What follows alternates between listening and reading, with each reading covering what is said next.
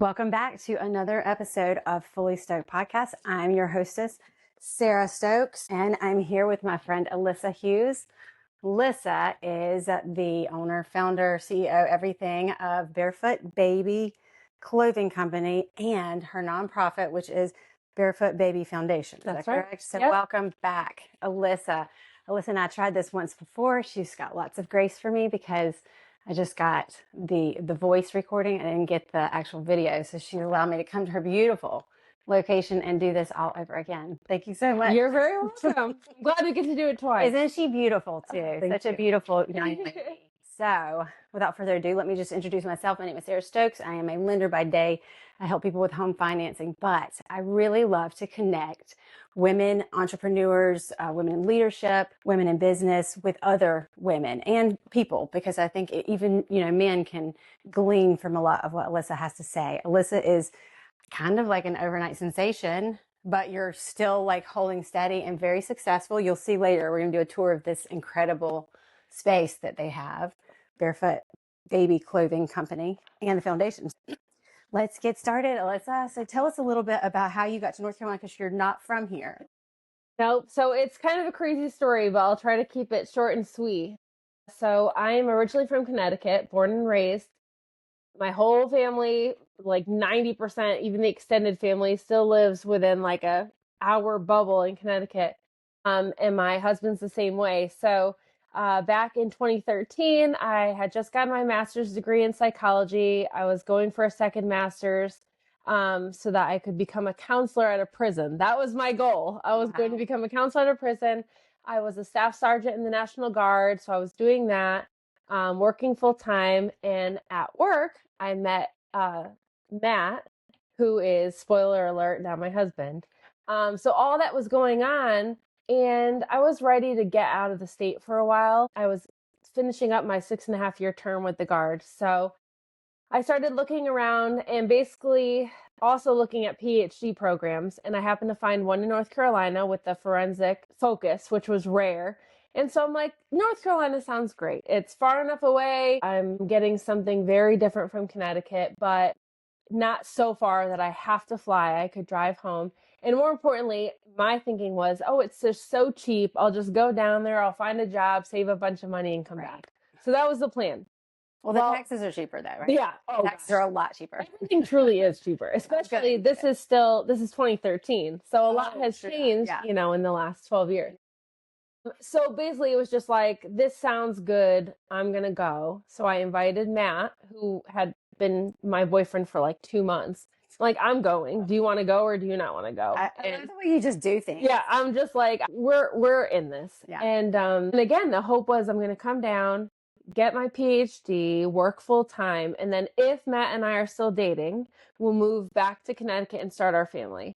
And literally none of that came to fruition at all. I did not get into the PhD program, but I was like, I don't care. We're going to go anyway. Matt and I signed a year-long lease in Carrboro, which is a super artsy town over near Chapel Hill. We had never been there ever. We have no family down here, nothing. It just sounded cool. We had enough money saved. We're like, okay, if we have an issue and we don't find jobs, we can pay our rent and then we'll just move back to Connecticut. So that's as far as our thinking went. What were you, like 22 maybe? Goodness, I'm 36 now. I'm really bad at math. That master's degree did not help me at all. Yeah. Early 20s. Yeah, early. So anyway, Matt and I came down and we had just started to dabble in pallet art and decor. This was when Joanna Gaines got really popular. So we started building furniture, and by furniture, I mean, a little bit of like tables and things, but it was more so like wine racks and stuff off of our 5x7 deck of our apartment. We turned our second bedroom into a paint studio. And so all of a sudden we were full time on Etsy just because we're like, well, we don't have jobs yet. So this is what we're going to do. So, and it's so funny. Our property manager was so like pumped about the whole thing that she knew it was happening. She came in with these huge canvases. I'll never forget. They were like literally the same height as me. And she's like, could you use these? We're just going to throw them away. It's like, yes. So we painted over them. We had tarps hanging from the ceiling all the way down to the ground. and painting over them and selling them online. And we started selling art in a coffee shop called Johnny's. This was within just a couple of weeks of moving down to Carrboro. But then the really crazy turnaround point came when we were at said coffee shop. We were just talking about our story to somebody, because everyone's like, what do you mean you just randomly came down here? You want to be a counselor at a prison? What are you even talking about? And this guy overheard us talking, and he said, hey, I have a garage on my property that, you could use to build stuff. And we're like, I mean, okay, fine, I get that would have never happened up north. It was like, how much is it going to be? Because we don't have jobs. And he's like, no, you can just use it. Wow. What? So we go to his property, and it was like 15 minutes away, and he has a whole garage filled with tools, and he's not really using them. He's an arborist, so he has all of his stuff outdoors. So anyway, long story short, we ended up working out of this guy's garage for like 2 years. For free? For free. Wow. We built a tiny house on his property at one point. You lived there for free? No, we built the house. He helped finance it. We built it. And then we paid him a very minimal amount of rent Very cool. out of that house after the first year where we were at that apartment. Yeah. So all these like crazy things were going on. But the really unexpected part of that was that guy lived on 5 acres. So he had chickens and a community garden where he just had all these like hippie gardeners in Chapel Hill come over and, grow food. And I had never had that growing up. I was in the suburbs and Matt was too. I mean, he went to an ag school, but it was like one of those rich ag schools where it's like, oh, we're just doing it. How nice we get to milk a cow or whatever. Yeah. But in my town, it wasn't like that. And my mom is not outdoorsy. I didn't have that background. So I come down, and all of a sudden there's chickens right outside my front door of we're living in a tiny house. First of all. There's chickens outside. There's community gardeners coming. Oh, that's so cool. It's like a commune in a way. Exactly. Yeah. And we'd walk the property, and this was a lot having to do with, that's what that guy did. So we were exposed to it, and we really liked it. We were never looking for that. We only said yes to going there because of the garage. Right. Little did we know this was going to set the stage for literally everything after that. But I'll never forget, I think I was like, to your point, like mid-20s, like 26 years old. And I saw a little white flower, and there was like a little seed thing coming out of it. And I'm like, Matt, what is that? And he's like, what? I'm like, what is coming out of that flower? And he's like, a strawberry? And I was like, what? He's like, yeah, that's a strawberry. I was like blown away. I had no idea that's how strawberry grew. And I'm 26 years old. Right. But that experience kept happening over and over and over. And what I like to say is I was living a life I didn't know I needed. I mean, I wasn't looking for it. God knew, but I didn't. Yeah. So anyway, it just really, I don't know. It just opened up something in me walking the property, and he had like a cow pasture right next door. So, we're in this tiny house looking out into a cow pasture. These are all such new experiences for me. And all of a sudden this like life, this 9-to-5 life where I'm working in a prison suddenly did not seem like what was supposed to happen. So after a couple of years, we were still doing our home decor business on Etsy, on really focusing artwork on the natural world, really getting inspired by the lifestyle. So that's when I started drawing chickens and cows and all this stuff, because that was what was around me, inspiring me. So you were never an artist. You didn't go to art school. You never had. Okay, but you're pretty good at it then. Yeah, I mean, when I was little, I wanted to be a cartoonist. Okay. Like I have a binder in my office, I should have brought it out here, of just doodles of cartoons that I had copied. Oh, that's cool. Yeah. From when I was like 11. And yeah, so I enjoyed it, but no, I never went to school for it. That was so not the plan for a career. Right. But yeah, so we ended up being able to get a house, and we knew we wanted to be near the mountains because we loved hiking, but we were so sick of driving, hours from Chapel Hill to come over here. Right. So we start looking. We couldn't afford Waynesville. We couldn't afford Asheville. Couldn't afford Black Mountain. We just kept coming out. And we ended up in Marion, which is where we are now. And the only thing that we knew is that it was where Main Street meets the mountains. That's the town slogan. And we're like, that sounds cool.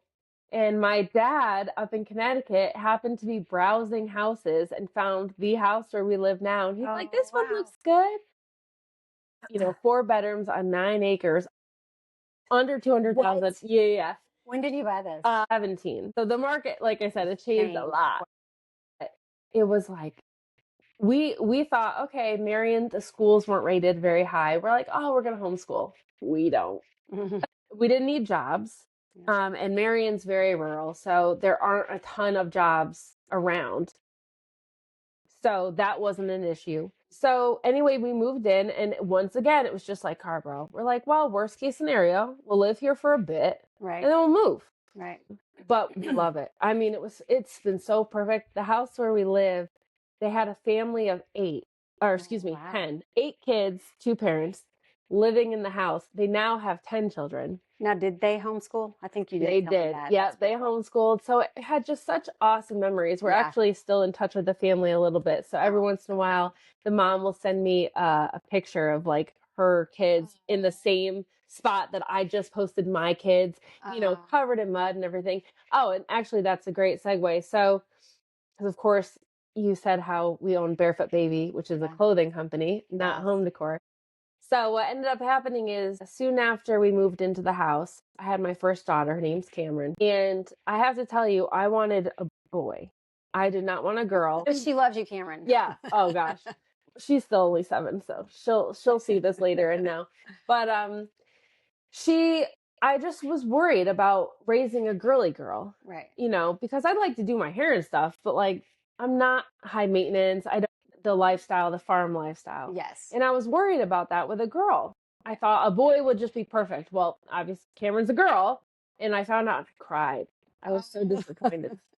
But then Cameron was born, and turns out Cameron is basically the boy I always wanted. She's just so wild. Even from the very beginning, she was you put her in the grass, put her in the mud. She doesn't care. She'd feed. I have all these videos of her as a 1-year-old. Cameron started walking a lot by like 10 and a half, 11 months. Oh, yeah. So I have videos of her, and she was tiny. I mean, it's hard to understand if you don't have young kids or if it's been a while since you've had kids, but Cameron was 17 pounds at age 1. And she was short. She was like 20 inches tall. Nice. That's like the size of a 6-month-old. Yeah. So she's walking around in a cloth diaper, which is huge. And she's walking up our property, and she's feeding the chickens, and she just looks so ridiculous. So sweet. Was she a barefoot baby? Oh gosh, yeah, totally. So there's something for grounding, right? So oh gosh, yeah, so good for you to go barefoot on the earth. Yeah, like what we were getting from nature, being able to pass along to her and see how nature soothed her, but it also excited her. I mean, she was just such an adventurous child, and she climbed. I mean, we have pictures and videos of her like 20 feet up in a tree. I'm not exaggerating. When she was 2. And we didn't know that was weird. Yeah. We thought that was normal. Now, my other 2 kids are very normal. Like, they could probably maybe climb that high now, and they're 3 and 5. Cameron was 2 years old, way up. I mean, she was on windowsills. I mean, everywhere. That's just who she was. Yeah. So anyway, a few years, once she was, I think it was 2. So now I also have a newborn. I have stair-step kids, so they're all 2 years apart. So we started getting kind of bored with the home decor business. So we decided to start making clothing because we learned about sublimation, which is the process that we still use now.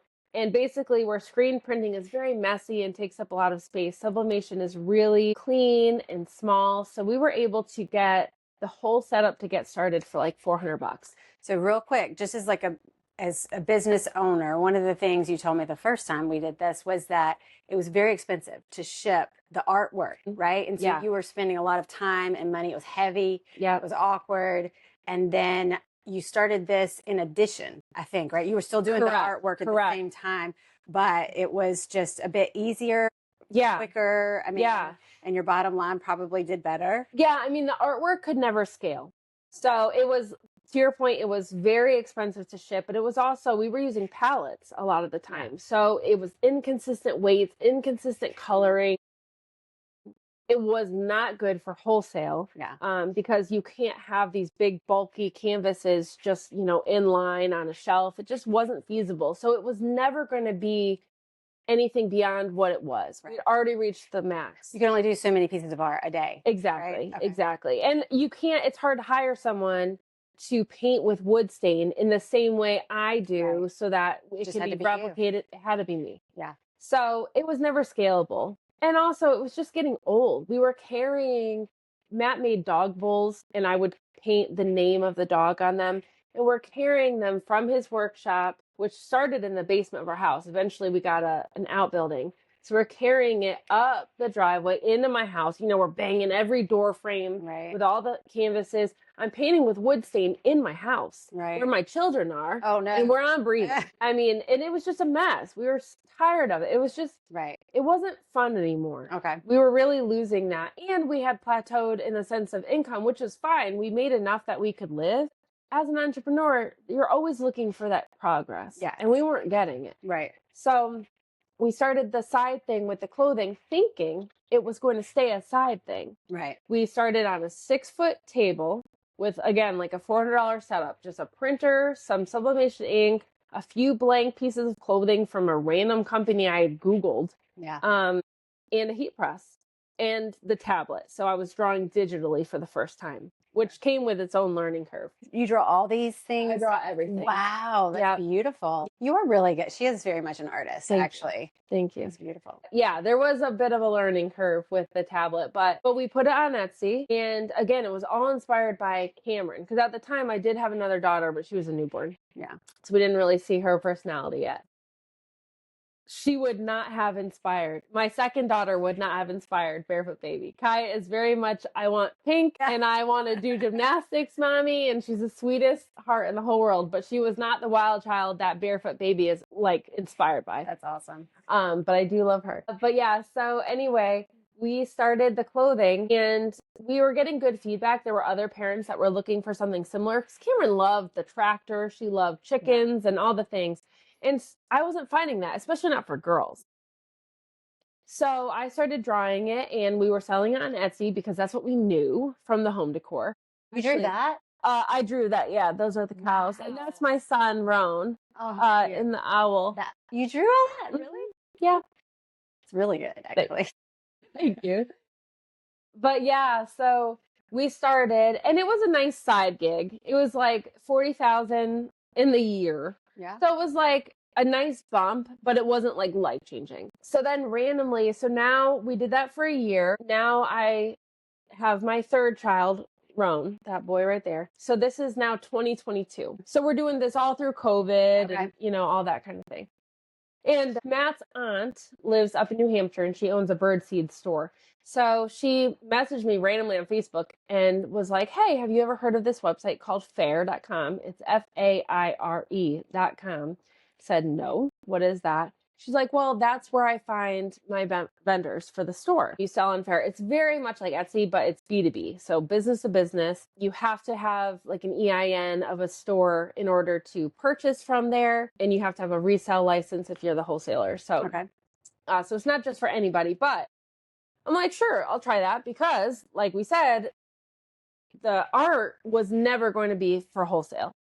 There's no way I could ship a huge amount of pallets to somebody and have it work out. But the clothing, it was so easy. And we'd already been doing it for months, shipping. It doesn't get damaged. And I just want to interject and say, I've heard over and over, she's like, okay, yeah, let's do that. And then she just does it. So you don't think about it too long to get yourself worked up or anxious about it. No, I almost don't think about it at all. I'll never forget the best, most accurate. I'm not into horoscopes. However, I am an Aries, and the one that I heard that I will never forget is that Aries are ready, fire, aim. Yes. And that could not be more accurate. I mean, I'm telling you, you saw when you came in here, I had 3 little puppies in this office, because 2 days ago, I saw a thing on Facebook about puppies for fostering. I took about 15 minutes to decide, called my husband and asked for permission, and then brought them home 30 minutes later. So this is just who I am, for better or worse.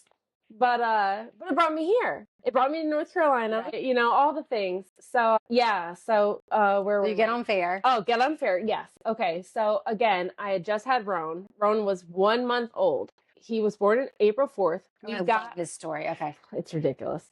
We got on fair in May. Okay. Our first month, we made $5,000 sales, which was huge for us. Yeah. First month, that was like, whoa, this is awesome. But of course, I assume this is where it's going to stay, which is still awesome. But like, we're still thinking we're going to run both businesses simultaneously, even though also just, why would I even do that? I had a 4-year-old, a 2-year-old, and a newborn, and we're starting this business. But anyway, so now all of a sudden we're in wholesale. Now we have to start thinking about supply line. I had been buying quantities of 6 from this supplier that same one I had Googled a year before. Right. And now all of a sudden I need more than 6. So it's like, okay, now we're making a real investment on this. Now we have to buy a few $100s in clothes, which at the time was crazy. And we, at first, Barefoot baby, well, we stopped at size like 2T. Because I didn't need a size bigger than 2T for my kids. So, but then we'd get asked, oh, I need bigger, I need bigger, I need bigger. So over the course from May to December, not only did we go from just baby and toddler sizes all the way to child medium, but also we went from selling to 0 stores in May to selling to 500 stores in December. And by September of that year, we had jumped up to $40,000 gross sales in 1 month. And while that sounds amazing, it was horrible in the moment. It was amazing in the sense of, oh my goodness, we really have something valuable here. This is great. But at the same time, we're still running Simply Pallets. That was our home decor business. And Simply Pallets, I started that with Matt in 2013. And now I'm telling my husband, not nicely, okay, this business is obviously way better. This business that I started. So what are we doing here? I can't keep doing Simply Pallets and Barefoot Baby. So I'm out. So are you going to keep doing Simply Pallets or are you going to come work for me? And that was a gross conversation, but that was the conversation that was happening. And also I was just so stressed. I mean, I would be getting up at 2:00 in the morning to nurse my son. And I'd be twitching and I knew that orders were coming in and it's just me. My husband wasn't helping me at that point. I didn't have any staff. We both worked from home. So, you know, I'd only have a few hours a day to get all the work done for both businesses. And I'm nursing every 2 hours. So I would be up at 2 in the morning with him and I couldn't sleep. So I'm like, well, I guess I'm just going to keep printing t-shirts. And that's what life looked like for a little while. So the money was coming in, but everything else was chaos. So the money didn't matter. It was like this business that I created to honor my family and the life that we were living was killing my family. It was bad. Basically what ended up saving me is that luckily I'm not very shy. So I went on Facebook and I basically very vulnerably said, this business that y'all have kind of seen me do from the periphery of social media world is killing me. It's killing my family and I don't know what to do and someone help me. And my stepbrother out in Colorado, who I, rarely talk to, we grew up together, but he moved out there a long time ago. He's very business savvy and he said, Alyssa, do you ever hear of the EDC? I said, no, I have no idea what you're talking about. I mean, I'm still I've been working out of my house for 10 years or 8 years, something along those lines. I mean, I'm barely even coming out of my house. I have my kids and I have work and it's all at home and I don't need to go anywhere. And again, this was coming out of COVID. Because this was 2022. He said, every town's got one. Go find it. So it turns out the Economic Development Committee or EDA or whatever it is, something about economic development. They're actually right over here, right behind this building. So I called the number. It's this woman, Freddie, who has since become a dear friend and mentor. She's like, sure. She heard my story and she's like, yeah, you can come on down. When can you get here? I said, I'll be there in 20 minutes. She said, all right. She's told people this story since then. And so I go down there and I'm like, Freddie, just so you know, depending on how long I'm here, my husband might have to bring my son by so I can nurse him. She's like, what in the world? So I'm sitting there and I'm telling her the whole story about how we got started, the wholesale with Fair, and how it just took off, and how now we're doing $40,000 a month in sales and I can't keep up. And I'm literally crying. And I show her the numbers. It was like 90,000 in sales in 90 days. And I'm crying about it. She's like, Alyssa, this is not a real problem. Like, if only everyone were so lucky to be coming into my office crying because of this. But it was just, it felt so heavy. Right. I didn't know how to come out of it. And so she introduced me to a nonprofit who, if you are local, you should know of this, Mountain BizWorks. Mountain BizWorks operates out of Asheville. They operate, as far as I know, it's just by grant funding, but they are there to help entrepreneurs, specifically around Western North Carolina, to include McDowell County. And the programs that we have here locally in Marion, I was just past that. So Freddie's like, you need to go to Mountain BizWorks. So I went there. I got a coach. Because I'm in a rural county, you're able to get a certain number of hours of coaching for free. My hours just kept getting extended. I have never paid for any of it. And now the coach that I have, the same one that I've had since then, since 2022, he doesn't even work for them anymore. He still comes once a month because he just cares. Yeah. So is a coach the same thing as a mentor? Very similar, except that they have a specific focus. So the coach that I got connected with back then his focus was manufacturing. So his goal was to get me out of my house, help me to get situated. We were not technically in this office. We were right next door, literally on the other side of the wall over here. It was just this big open space, and there was nothing. There weren't even electrical outlets. Okay. So we had to design within the 1,100 square feet that we were renting the office we basically packed up 2.5 bedrooms of my house and came down here, and we had to make it flow. We had to take into account employees. These were all things that we had never done. And I mean, really, we kept the same principles that we did in my bedroom. We just scaled them up. But Robert is his name. Robert has been so tremendously helpful. And Mountain BizWorks also offers classes. I took a wholesale class that was really, really great. Yeah, they have, I mean, it doesn't matter what business you're in, Mountain BizWorks can help if you're in this area. Yeah. So tap into your resources, and she found lots of free resources in Freddie, Mountain BizWorks. Yeah. Yes. Yeah. Okay. You just have to ask for help. I mean, you're never going to know what you don't know. Mm-hmm. There were questions I didn't even know to ask. And then all of a sudden I'm like, oh, I should have asked that question, and it's so helpful if you can get a mentor that's in your same space so that you don't have to go through quite as much trial and error, because hopefully they're willing to help you. I will say, if you ever run into a mentor, or really anybody in that space, a coach or someone, if they're trying to hold their cards to their chest, move right along. Right.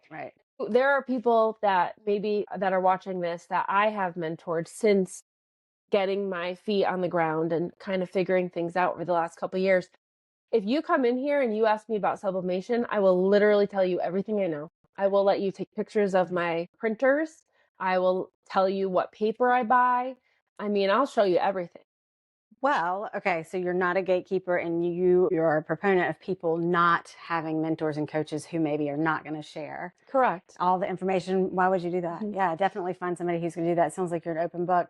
Would you be willing to maybe do something like a coaching session for a group of people sometime? Oh, absolutely. And if you could do it like in your industry, but maybe not specific to this, because then you would have more people that you could tell like how you grew, Yeah. Design a workshop for us? Maybe? Absolutely. Okay. Yeah, absolutely. Because my thing is, unfortunately, most people, they have a great idea and then that's where it ends. Right. So to some extent, it's a little bit of like, you're not going to do what I do, right? Like there's sacrifices to be made. Absolutely. Most people aren't willing to do it.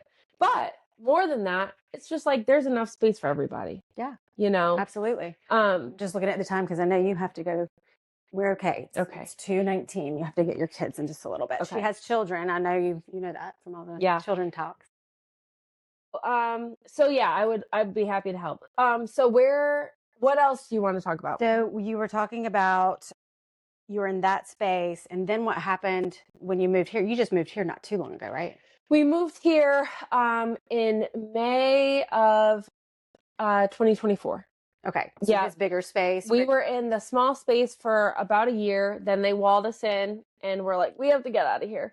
And then we moved over here, and about 2 months later, or a few months later, we had our ribbon cutting. We had our ribbon cutting September 12th, 2024. 2 weeks later, the hurricane happened. Oh my gosh. Yeah. Which, thank God for us, we were not affected here. Okay. But the amazing thing was that, we had this big office, and of course we filled it even more in the last year, but we had all this space that we didn't think we needed. But again, I'm all about God's plan on this. Yes. I don't know what I'm doing. I'm just, at this point, I'm like, okay, because whatever you've got planned is better than what I've got planned. Right. And so we all of a sudden had this big space. So we took in pallets of granola bars, which ended up giving us a tremendous mouse problem for a little while. But we had granola bars, we had water, we were collecting diapers and baby goods. So we even had a few people, like my family up in Connecticut. We had a store down in Florida just randomly, send us supplies, because you never know with the big organizations where the stuff's going to go.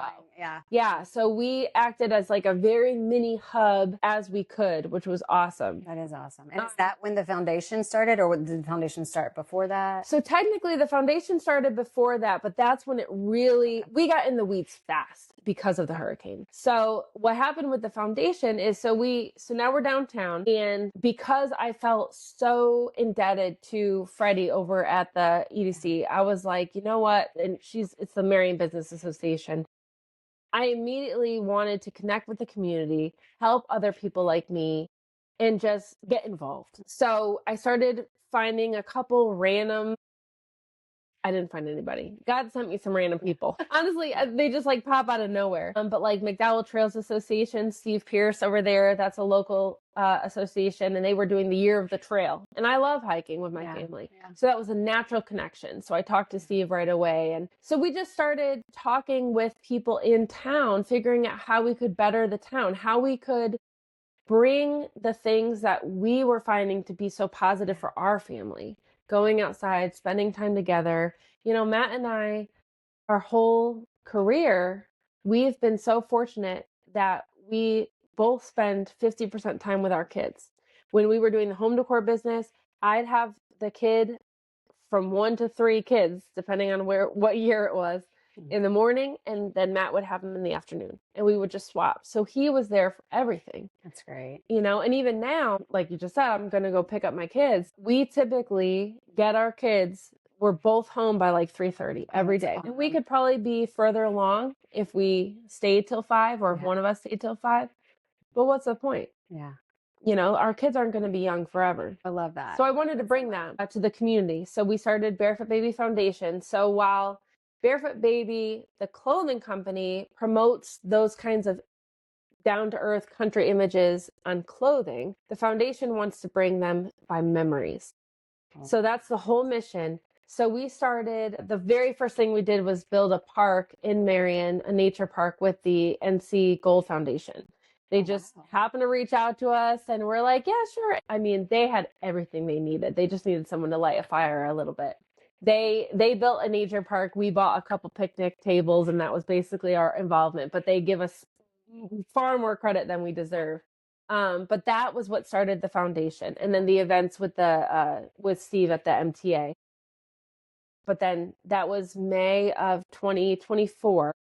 So just a few months later, the hurricane happened. Right. And that's when we started to connect more with other nonprofits. We worked as a mini hub for a little while.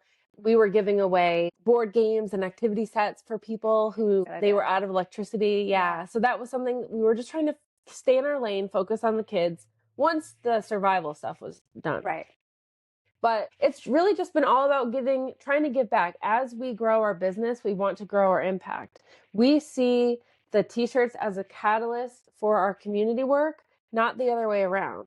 Mm-hmm. So to us, it's like, as long as, and it is hard as an entrepreneur not to constantly be looking at the bottom line, or constantly be looking at, is my team growing? Is my office space getting nicer?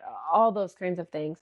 But at the end of the day, it's like, if we can keep our family fed and a roof over our heads, and we can do the same for our employees, right, then it doesn't matter. It's about what we can do for the community. So just 2 weeks ago, we threw for the second year in a row a family-friendly New Year's Eve party for the town. And it was awesome. Yeah. We had apple juice toast, and we were doing a glow-up station where kids were getting like glow-in-the-dark necklaces and putting face paint on. And we had glowing cars and magic bubbles, and we had a juggler just with his glowing ball. I mean, it was like a whole thing. But it's just about free events that anyone can come to and connect with their families and also their communities. Right.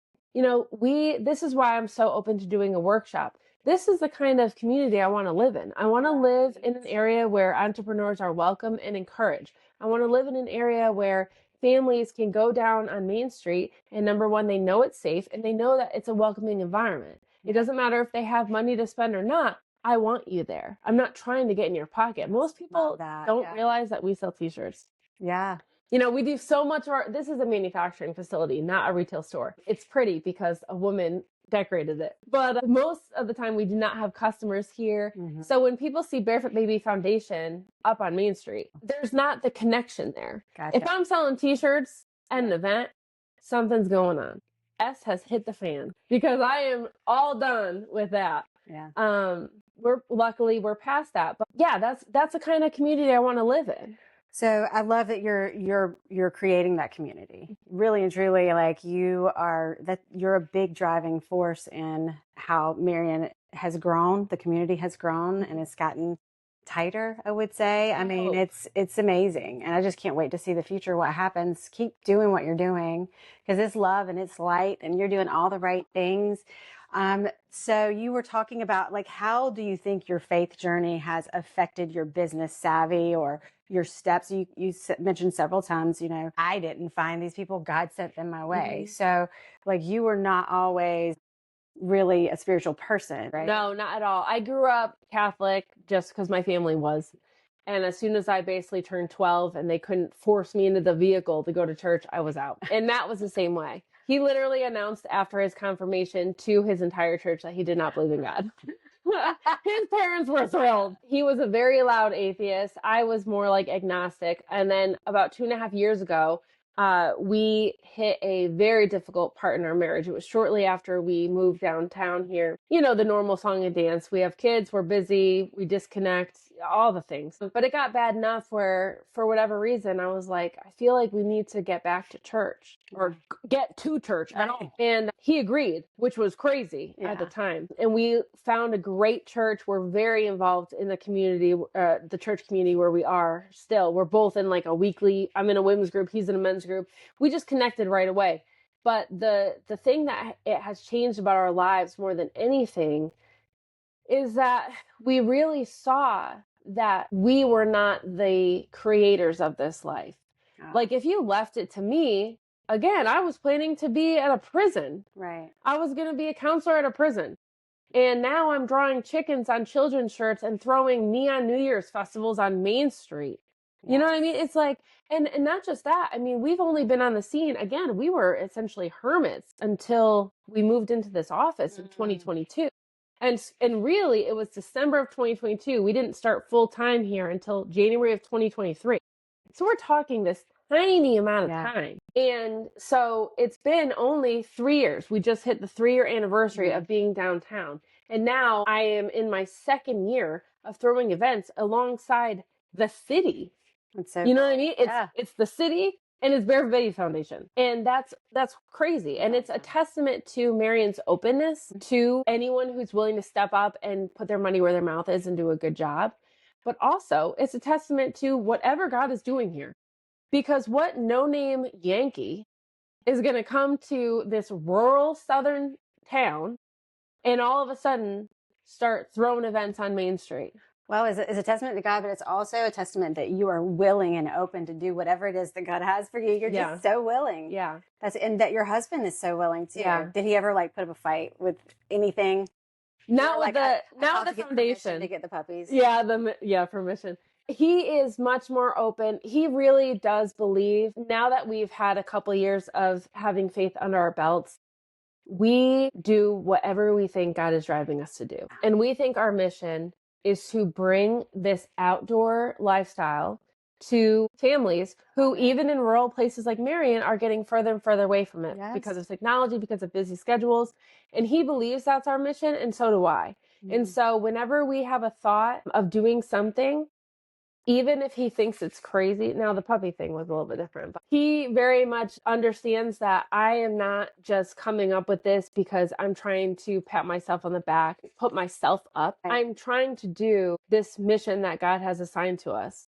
And it feels very clear because every door, even doors that don't make sense, have been opened. That's amazing. Yeah.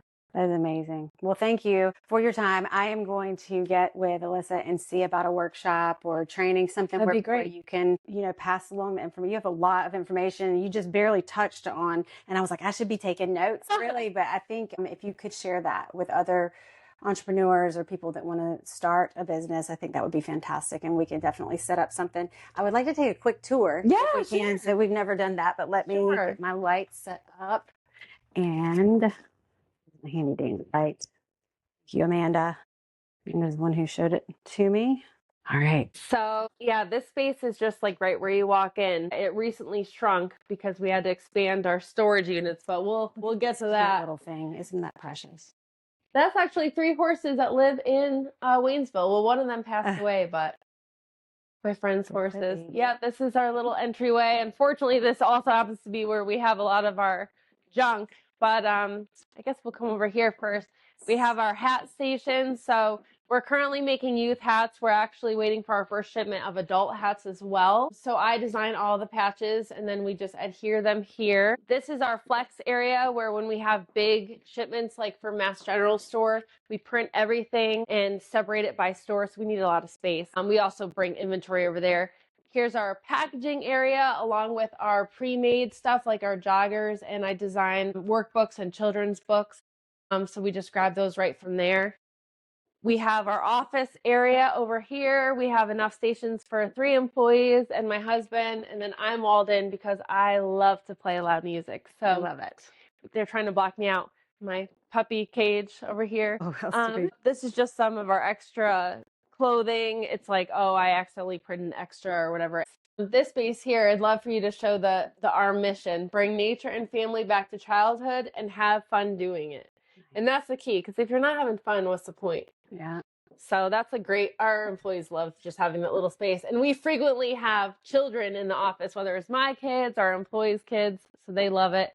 These are our stations. So again, this is exactly how it was at my house, just way smaller. We had a 6-foot table and we had a small heat press. The microphone just fell. I don't know if it matters. No, it's okay. Here, I'll look this way. You can get it out. Yeah, it's a big section over. I got it. But yeah, so we have all the designs that I made are pre-printed on the special paper that we need with the special ink, so we can just grab it. Over here we have our long-term storage. So all of the inventory that we get is blank, and we print it to order. So we don't have any crazy waste. We don't have to have huge blowout sales, which is really helpful to our bottom line because we're not just, we don't have to guess what people want. We're just doing it. We recently got all these new tags. We were small enough where we did not have UPCs, the barcode on the back. Now we need them. So we're just starting to get that into our routine printing. And then over here, we just have our little conference room, which is more so for when we have the board meetings for the foundation. But it's kind of cool. It has like our little timeline pictures of like, this is my first big shipment at my house, these 3 boxes. And now we get about 4,000 pieces a month. It's so cool. But I was really excited. So yeah, that's basically it. Well, thank you so much, Alyssa. This is going to go out on Monday. So stay tuned, like and follow. Are you going to be, you're on social media? Yep. Definitely check her out. Barefoot Baby Clothing or at Barefoot Baby Foundation. Awesome. And I'll put all of her contact information and I'll let you know about a workshop, her website, all that good stuff. Until next time, thank you so much for watching. Thank you.